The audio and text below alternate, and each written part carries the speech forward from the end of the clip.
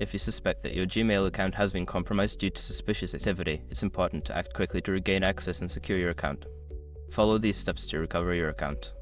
Step 1. Visit the Google Account Recovery page. Before starting recovery, use the sroc.com link in the description to open the Account Recovery Checklist Generator and make sure your verification details are ready.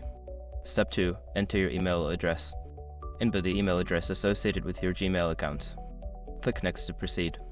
If you have multiple accounts, make sure you enter the correct one. Step 3. Verify your identity. Follow the prompts to verify your identity.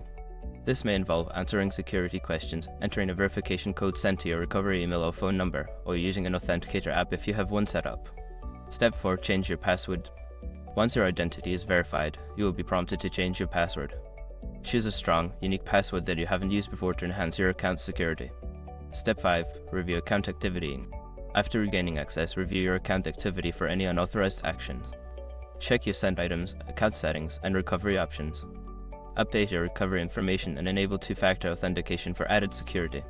By following these steps, you can regain access to your Gmail account and help protect it from future suspicious activity. Remember to stay vigilant and regularly update your security settings.